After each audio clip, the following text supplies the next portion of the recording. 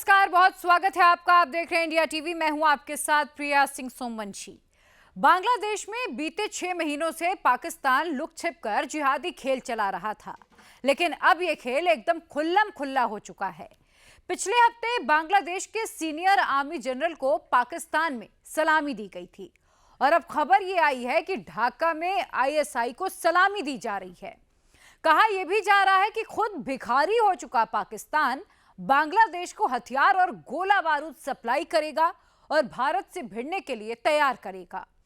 पाकिस्तानी फौज और आईएसआई की पहुंच बांग्लादेश की ऑर्डिनेंस फैक्ट्रियों तक हो गई है। पूरी खबर देखिए इस रिपोर्ट में। इस्लामाबाद से एक स्पेशल फ्लाइट उड़कर दुबई पहुंची।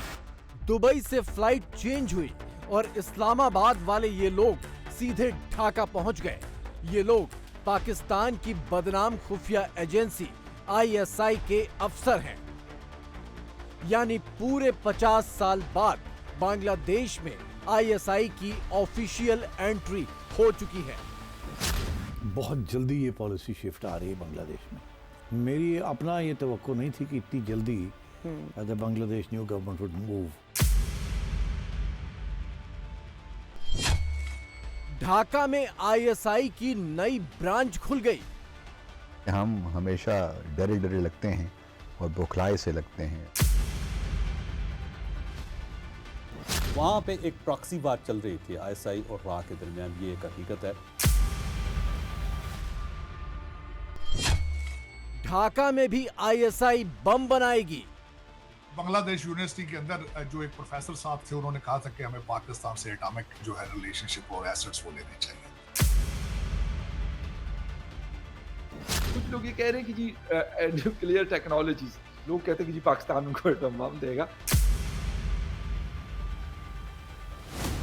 लेफ्टिनेंट जनरल आसिम मलिक, पाकिस्तान की खुफिया एजेंसी आईएसआई के चीफ, बांग्लादेश पहुंच गए हैं, लेकिन एकदम चुपचाप दबे पैर, बिना किसी औपचारिक कार्यक्रम और बिना किसी ऐलान के।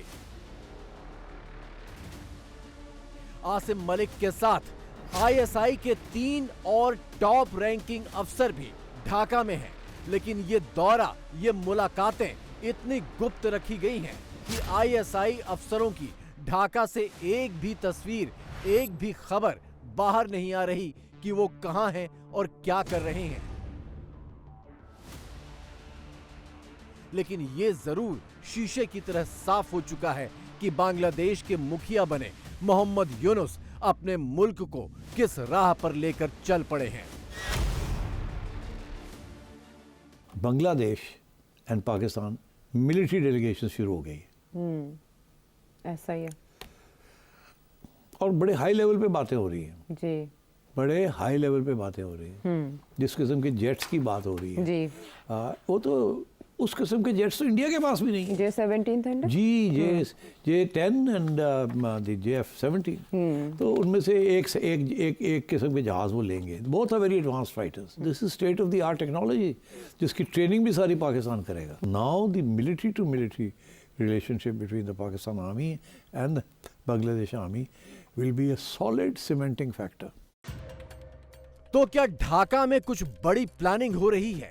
क्या आईएसआई ने मोहम्मद यूनुस को पूरी तरह शीशे में उतार लिया है? और क्या मोहम्मद यूनुस का मन भी पाकिस्तानी बम के लिए मचलने लगा है?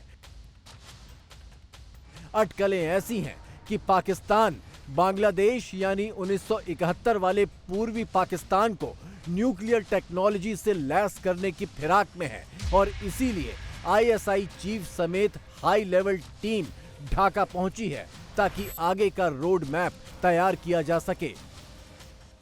जब मशरकी पाकिस्तान टूटा था तो पाकिस्तान की फ़ौज ने पाकिस्तान की रियासतों से दिल पे लिया था और मुख्तलिफ औकात में बांग्लादेश को वापस लाने के कई प्रोजेक्ट्स पे काम हुआ है। तो वहाँ पे एक प्रॉक्सी वार चल रही थी आईएसआई और रा के दरमियान, ये एक हकीकत है।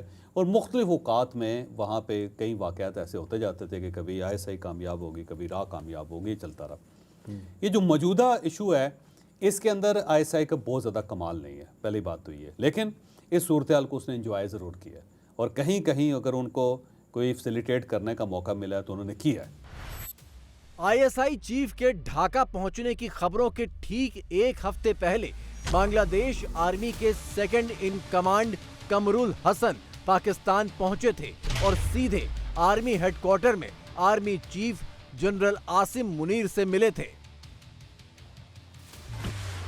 पाकिस्तान के नेवी चीफ नवीद अशरफ से भी मिले। पाकिस्तान के एयरफोर्स चीफ जहीर अहमद बाबर से भी मिले और पाकिस्तान के chief of defence staff Sahir Shamshad Mirza से भी मिले। बांग्लादेश के फौजी अफसर के सम्मान में आर्मी बैंड बजाया गया और आसिम मुनीर के फौजियों ने उन्हें सलामी पेश की थी। 1971 के बाद ये तस्वीरें भी ऐतिहासिक हैं।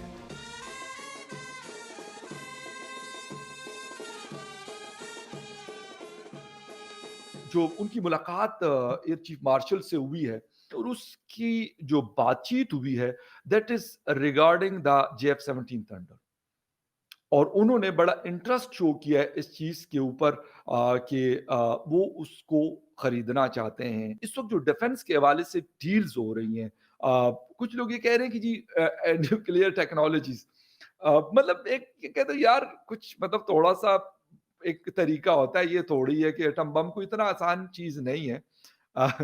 अभी तक ईरान नहीं बना पाया, उस लिहाज से पैसा या वो चीजें नहीं है उनके पास जो उसके लिए चाहिए। फिर टेक्नोलॉजीज इतनी आसान भी नहीं है। लोग कहते हैं कि जी पाकिस्तान उनको एटम बम देगा। बहुत अरसे के बाद, यानी 50 साल के बाद ऐसा लग रहा है कि ठीक है, लोग कहते हैं जी वो पाकिस्तान के साथ मिल रहा है या पाकिस्तान के साथ मिल जाएगा, पाकिस्तान के साथ मिल जाए। लोग हमारे यहाँ थोड़े से ज्यादा जज्बातीपन में आ जाते हैं कि जी वो 1971 जो है वो रिवर्स हो जाए। न्यूक्लियर टेक्नोलॉजी को लेकर भले ही अभी बातें साफ ना हो, लेकिन इतना तो साफ है कि मोहम्मद यूनुस इस्लामिक भाईचारे के नाम पर पाकिस्तान को गले लगाने को बेकरार हैं और इस्लामाबाद के लिए ढाका के हर दरवाजे खोलने में जुट गए हैं। बांग्लादेश ने पाकिस्तान को हथियारों और गोला बारूद के ऑर्डर दे दिए हैं। चीनी फाइटर जेट JF-17 के लिए भी पाकिस्तान से डील में लगा है बांग्लादेश। बांग्लादेश की ऑर्डिनेंस फैक्ट्रियों में पाकिस्तान के फौजी अफसर बिठा दिए गए हैं।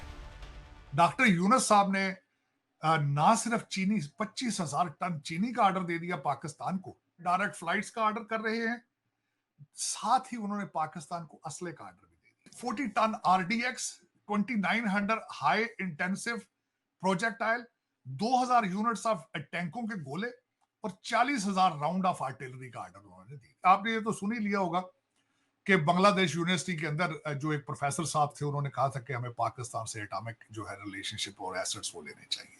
भारत अगर देखा जाए तो परेशान होना चाहिए उनको कि 2 बॉर्डर्स के ऊपर जो है वहां पे अल जिहाद के नारे लग रहे हैं। अल जिहाद के नारे लगाए जाते हैं। इनको चाहिए तालीम की तरफ तवज्जो दें, ये मजीद गरीब से गरीब तरीन हो जाएंगे। ये फिर कहां जाएंगे? ये भी अपने भाईजान पाकिस्तान की तरह IMF की लाइन में रहेंगे। वही ISI और वही पाकिस्तानी फौज जिसने 1971 से पहले बंगालियों के खून की होली खेली थी, 2 लाख से ज्यादा बंगाली महिलाओं के साथ रेप किए थे, उसी ISI ने अगस्त 2024 में एक बार फिर बांग्लादेश को बर्बादी की कगार पर पहुंचा दिया। शेख हसीना की सरकार गिराना ISI का ही प्लॉट था और अब तो ISI खोलकर ढाका में खेलने पहुंच गई और मोहम्मद यूनुस ISI की बीन पर नाच रहे हैं। पाकिस्तान और बांग्लादेश के ताल्लुकात, और इसमें एक बड़ा मोमेंट आया जब उनके एक सीनियर जनरल ने पाकिस्तान का विजिट किया और सभी चीफ्स के साथ उन्होंने मुलाकातें की, naval chief, air chief, chief of army staff, chief general staff, और उसमें उन्होंने जो एलामिया जारी किया है उसमें उन्होंने कहा है कि इसमें इस जो हमारे ताल्लुकात है उसको किसी भी बैरूनी मुदाखलत से पाक रखने की हर मुमकिन कोशिश की जाएगी। बहुत जल्दी ये पॉलिसी शिफ्ट आ रही है बांग्लादेश में। मेरी अपना ये तवक्को नहीं थी कि इतनी जल्दी the Bangladesh new government would move to do. पहले ये कि इंडिया के साथ तल्लुकात ख़राब करना और फौरी तौर पे पाकिस्तान के साथ अच्छा करना। मेरा ये ख्याल था कि ये आहिस्ता आहिस्ता चलेंगे। शायद ये शुरू में इंडिया के साथ तल्लुकात बुरे ना होने दें डिप्लोमेटिकली, ताकि इंडिया डिस्टेबलाइज ना करे, और इसी तरीके से पाकिस्तान के साथ आहिस्ता आहिस्ता आगे बढ़े। और यहाँ तो उन्होंने जिस स्पीड के साथ इंडिया को फारग किया और पाकिस्तान को जब भी पा लेगी, उन सब है कि obviously we are delighted, We are delighted. और फौजी And ताउन India भी। is very angry and upset. Bangladesh जितनी तेजी से कट्टरपंथ, जिहाद और बर्बादी की राह पर भाग रहा है, उससे खुद पाकिस्तान भौचक्का है। बांग्लादेश में अगस्त 2024 के बाद से अब तक हिंदुओं को चुन चुन कर निशाना बनाया जा रहा है, उनका कत्लेआम किया जा रहा है, उनके घर और दुकान फूके जा रहे हैं। और इसी जिहादी डिजाइन को अंजाम तक पहुंचाने के लिए अब ढाका में आईएसआई की एंट्री भी करवा दी गई है और मोहम्मद यूनुस पाकिस्तान के दम पर भारत को आंखें दिखा रहे हैं। वहां पे सुना है कि मोहम्मद यूनुस साहब जो हैं इस वक्त उन्होंने अपनी आर्मी को जो है वो तैयार रहने के लिए कहा है, मगर क्यों, किससे जंग होने लगी है उनकी? पाकिस्तान की बातचीत चल रही है बांग्लादेश से, ठीक है, तरह तरह की, कभी कहते हैं जी वीजा पॉलिसी जो है वो कह लीजिए कि सॉफ्ट कर दी गई है और कई दूसरी चीजें, ट्रेड वगैरह। भारत इसको कैसे देख रहा है? ये दोनों कंट्रीज जो है, पाकिस्तान और भारत जो है, ये किसी जगह जाकर जो है वो आराम से क्यों नहीं बैठते? इनकी जो भी प्रॉब्लम्स हैं वो आखिर सॉल्व क्यों नहीं हो रही? मुझे ऐसा लगता है कहीं शायद कभी किसी टाइम पे जाकर जो है वो लोग जो है वो थोड़े प्रोग्रेसिव हों और वैसे टू नेशन थ्योरी अभी भी काफी लोग रिजेक्ट कर रहे हैं और उसके बाद उन्हें बुरा भला भी कहा जा रहा है, तो इसका मतलब है कहीं ना कहीं थोड़ा बहुत चेंज जो है वो आना शुरू हो गया है। टू नेशन थ्योरी पर पाकिस्तान बना था, लेकिन 2 दशक बाद ही 2 टुकड़े हो गया। मगर पाकिस्तान से अलग हुए बांग्लादेश को 50 सालों बाद अचानक से वही टू नेशन थ्योरी पसंद आने लगी। आईएसआई और पाकिस्तानी फौज के नफरती फलसफे में उसे अपना भविष्य दिखाई देने लगा। इसीलिए आईएसआई और पाकिस्तानी फौज के साथ उसकी गलबहियां इतनी खुलेआम शुरू हो गई हैं। बांग्लादेश जो है ना पाकिस्तान से निकला हुआ है ना, पाकिस्तान जैसे हम लोग बड़के मारते हैं, कुछ कर नहीं सकते पाकिस्तानी, वैसे ही वो बड़के मारते हैं। इंडिया प्रेशर में भी नहीं आएगा। इंडिया किस या पिद्दी का शोरवा। अच्छा। इंडिया किस लिए प्रेशर में आएगा? ना उनके पास बॉम्ब है, एटम बॉम्ब है, ना कोई उनके इतनी बड़ी फोर्स है। भूखे नंगे तो वैसे हैं। अच्छा। ठीक है, डिफॉल्ट वो हैं और सुखी पन्ने कहाँ हैं? सुखी बदमाशियां कर रहे हैं, ना जेब में पैसा है ना टका है, तो ये वो सुखी बदमाशियां कर रहे हैं। सुखी बदमाशियों से कुछ भी नहीं होगा। मोहम्मद यूनुस की सरकार एंटी इंडिया हो रही है, तो इतने बड़े मुल्क से पंगा लेना इस वक्त क्या बांग्लादेश के लिए अच्छा साबित होगा? बिल्कुल नहीं हो सकता, क्योंकि India is the America of the sub continent right now. India is the America of the sub continent right now. जैसे उन्होंने अपने आप को एक सिविलाइज कंट्री के तौर पे साबित किया।